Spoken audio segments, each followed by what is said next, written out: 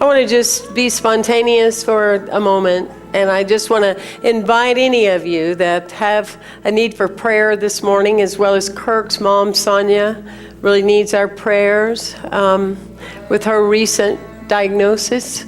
So if you have a need for prayer or know someone that will accept or needs a prayer, just raise your hand or your elbow, and let's just kind of bring that space in, okay? And let's just hold that this is the time of that rebirthing of every part, every cell and fiber of our being. Wow. That this is the year that we let go. We let go and we surrender to a deeper place within ourselves. All that is, with the one presence and the one power of the universe, and all that will be is here, expressing as me and through me, as you and through you, and we allow it to be so. Thank you for joining me.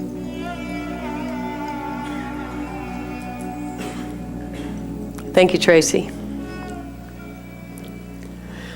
And so there's a Jewish parable about a rabbi that's with a soap maker, and they're walking through a local town.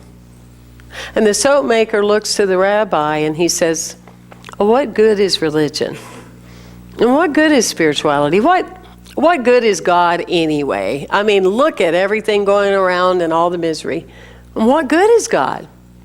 And the rabbi, he just didn't say anything right away, and they continued to walk. And they come upon a bunch of kids playing out in the yard, and they are as dirty as they can be. And the rabbi looks to the soap maker and he says, "You're a soap maker, right? And you make lots of soap, right? But look at those children. What would you say about that?" And he turned to the rabbi and he said, "You're right. You have to use the soap to be clean. You must use the connection to be transformed." Yes? Yes. And so I've been kind of pondering that over these days. This particular time of year is very important for me personally, as I look at what is to be rebirthed, what is to be born that I don't know about myself yet. What is that place of surrender? And I was thinking about some of the processes with my life. I was meeting with Reverend Don, and I was talking about how early on in my life it was very clear that there was a spirit or a God. You know, I could feel the trees shake when I would climb them as a little girl. I could feel and hear those voices walking out in nature. And then as I got older and was more in public life, I would have somebody come up to me I'd never met in my life and say, "You know, you have something real important that you're supposed to do." I'd go, "Whatever, right, yes." And then it would happen again.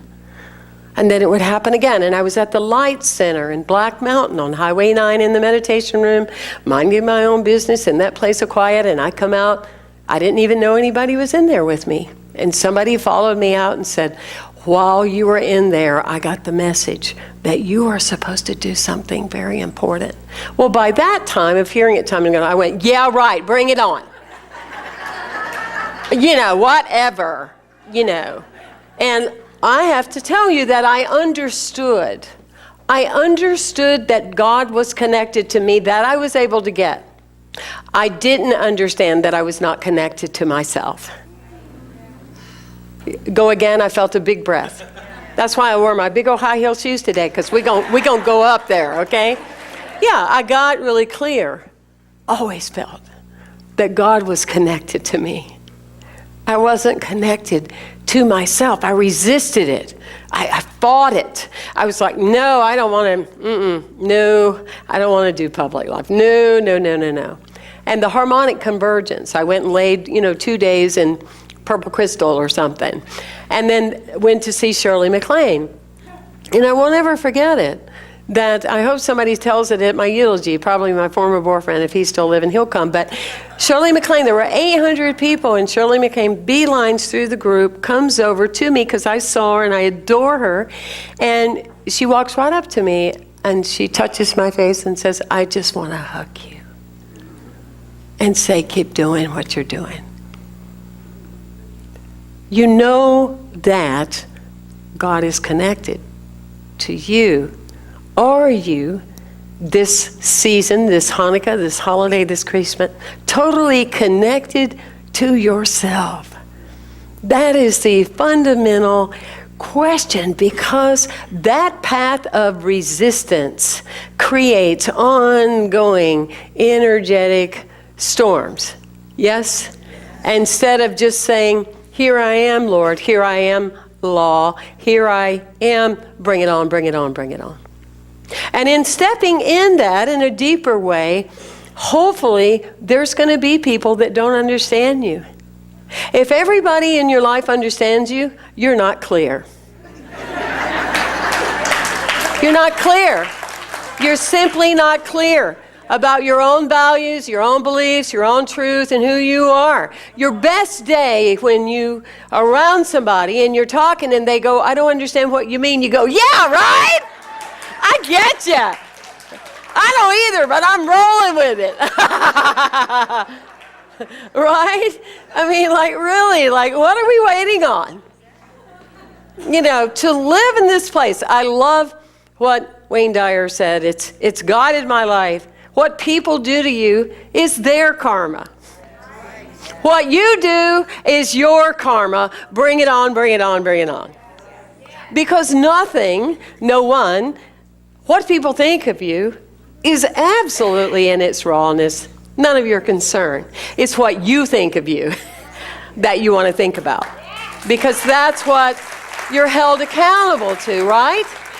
Leo Buscaglia would say very clearly that life is love. And if you're missing love, you're missing life. You know, so part of what I'm kind of weaving in and out of today is that we want to get back to that wonder energy of Christmas or holiday or Hanukkah. That's why we're drawn to it, because of those beautiful, pure energies of being a child. Like in Matthew 18:3, when Jesus said, you must turn and become like little children. Well, he had that wisdom that in our adulthood, we had probably walked away from a lot of that fun, childlike energy. And he said very clearly, you want to turn back to being that of a little child so you could really experience heaven. And many of us get excited. I love to be around Miracle. I love to be around other children, Ben and Elizabeth and all of them, because they're just in awe. Look at the lights. Look at the bows. You know, it's just so freeing to be around them and to feel that awness. And yet, a lot of us unconsciously shut it down past the intellectual process because we have too many memories that go back to our childhood that we don't want to stir up. So we haven't totally opened that bridge. You know, and I love to remind myself every time around this year to be in awe of every time I see you, and to be in awe that you come here and that we have this time together, and that I don't ever take that for granted, but I'm in awe of it. You know, that I'm like, wow. And that the people in your life, they actually still want to hang out with you. Be in awe of that. And more importantly, they need to be in awe that you still want to hang out with them, right? And that you go to work. For those of you that do the Monday through Friday, go to work in the morning and go, ah. Oh my God, I couldn't wait. I got up earlier this morning. I couldn't wait to be with you. It's so significant that we remain, that we turn, that we remember. Nobody else needs to join the Serious Club. And the mature, credentialed adult. We've got to be mindful. That's inappropriate.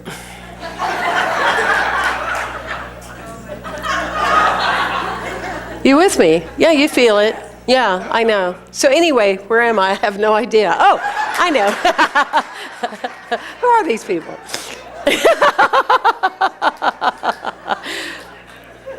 Someone asked a little girl, what is love?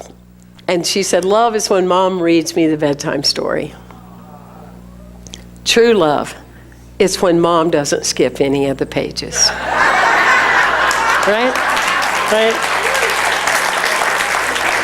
There was a metaphor that came to me a couple of years ago, and I remember it quite frequently, but it's like, you know, these days, everything you go to do, there's no way you can do anything online without using a username and a password, you know, and sometimes you just want to get it done. You know, oh, what do I put in there now? Until you go back to revisit it again. You don't remember, you know, did you use a capital in your password? Did you use an exclamation mark in your password? And you keep on going. You know, instead of taking a breath or going to the Divine Password notebook, you just keep, you know, sometimes they shut you all the way out, right? Or, you know, now we're going to contact your phone, which is going to contact your email, and it's going to contact cyberspace, and is it really you? I don't know. I can tell you it's me because nobody else would have tried this long. You understand what I'm saying? I mean, who else would have put themselves through all that if it wasn't yours? And I just want to get into the bank because that money we got twisted. It's supposed to be mine. You understand that? Username and password and the importance and value of that. And around this season, with intentionality, the username is God sent you. God sent you. That's your username, and your password is I accept. Right?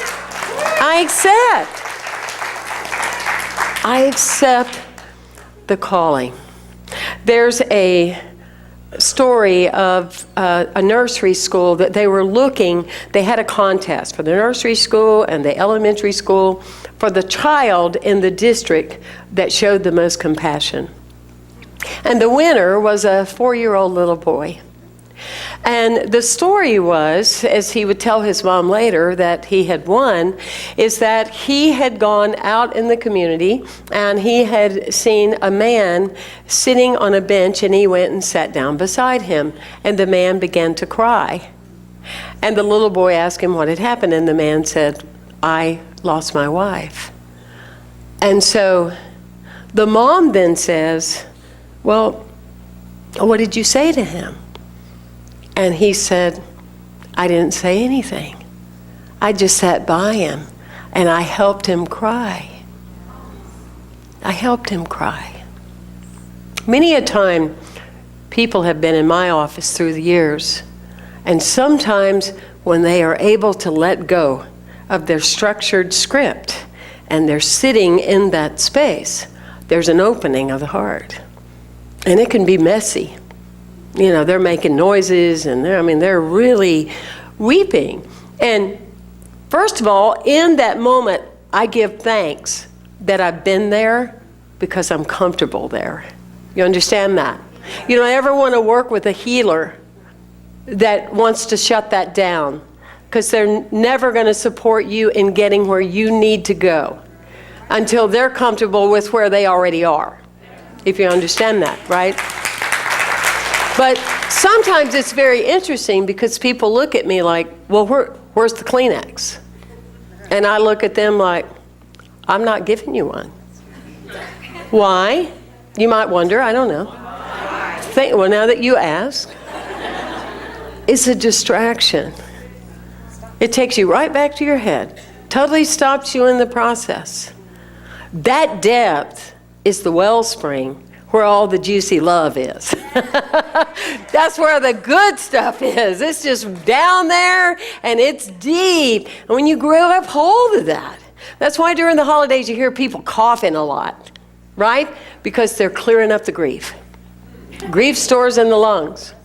Now, I'm not saying one size fits all. Okay, don't be taking people's inventory. But it does apply. It does apply. Dalai Lama said, you will never lose if, when you've lost, you don't lose the lesson. You've never lost if when you lose, you don't lose the lesson. I read a beautiful quote this week that it really stirred me up, and I wanted us to read it together. If you don't heal what hurt you, you'll bleed on people who didn't cut you. Whoa. Right? Wow. If you don't heal what hurt you, you'll bleed on people who didn't cut you. That is profound. And of course, it's author unknown. Right? But so powerful to feel that, of just releasing anything. Like, Dorothy in The Wizard of Oz. I mean, she basically had everything she could possibly want, but she's the one that declared and set out to say, I'm looking for a rainbow. I want to get more in touch with greater attributes and aspects of myself. And when she stepped into that, there came that storm. Many of us were in the storm. We declare we are ready for that next place within ourselves. And then a storm comes. And that's the part to really step in. That is usually the part where people step back and go, well, what's the point to this God? Well, what's the point to this spirituality? What's the point? But it's to discover that that is going to bring out a whole other aspect of yourself. A power and energy and a dynamic presence, you see. You with me? Yes. In that flow. Emma Curtis Hopkins says, never is a person coming before me to be healed, but a whole person coming before me to be recognized. And that's why doing this energetic work, that's why not resisting and being willing to say, I'm stepping in. My username is God sent me. My password is I accept. That's why it's very powerful, because I know that I ultimately am into my wholeness and I am home. The key is to know that you are home. As a soul, as a being, as an energetic presence. There's a story of a man that he dies and he goes to the afterlife, and he is been given a tour. Probably some of the Unity chaplains were doing it, but given a tour, of what's going on and everything. And so the man's looking around, and they go from place to place, and they come upon a warehouse, and the man is just really taken back, because there's all these neatly packed wrap presents. All of them are beautiful. They're white. They have all these beautiful red bows. And he goes, what is that? What are those presents? And the chaplain looks at him and goes, Bill, those gifts were all for you. But you never asked for them, Bill. They're all for you. Wow. Bless you. Thank you. Thank you. Thank you very much. Thank you for being here. Appreciate it.